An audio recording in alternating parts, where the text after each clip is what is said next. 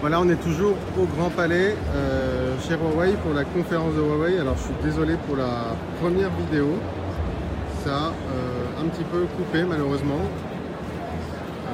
Donc ça devrait mieux fonctionner. Donc je vous ai montré dans la vidéo précédente le Huawei P20 Pro, et donc quand même avant de partir j'allais quand même vous montrer le P20.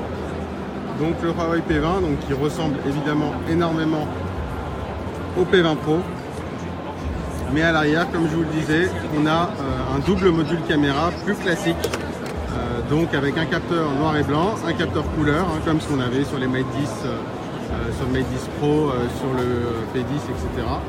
Donc voilà, on a entre guillemets qu'un seul double capteur et on n'a pas de troisième capteur photo pour ce P20.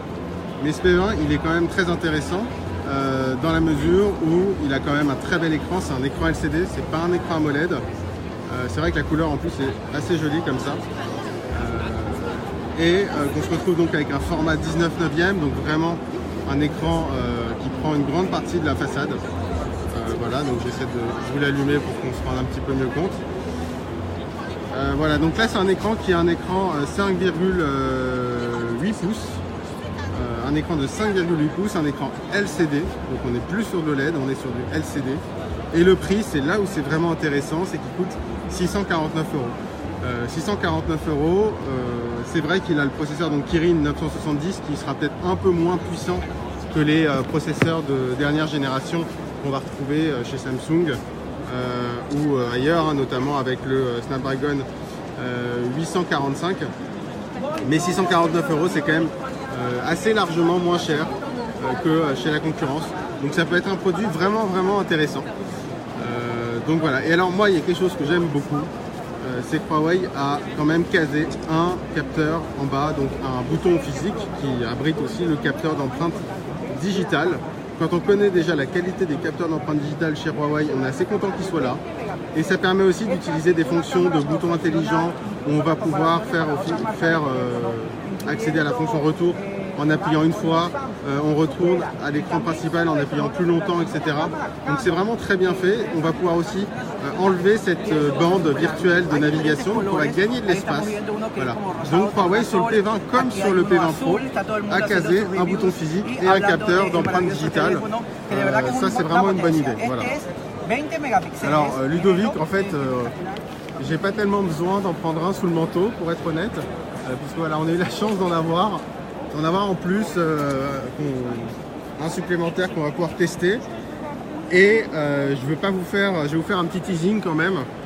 Il y a la prise en main donc de ce Huawei P20 qui arrive très rapidement, et quand je dis très rapidement, c'est dans quelques minutes ou dans quelques heures, en fin de journée, sur 01net.com. On a en exclusivité en France, en France sur 01net.com, le test du Huawei P20 qui va arriver très rapidement, on va dire plutôt demain matin, et évidemment le test du Huawei P20 Pro qui va arriver aussi très rapidement. Voilà. Donc ça c'est vraiment une exclusivité 01net.com, le test du P20 qui va arriver très rapidement, et on a aussi le test du P20 Pro qui arrive très rapidement aussi. Donc voilà. Je rappelle très rapidement, P20 Pro 899 € en vente à partir du 5 avril, déjà disponible en précommande. Le Huawei P20 en vente, pareil, le 5 avril, déjà disponible aussi en précommande à 649 €.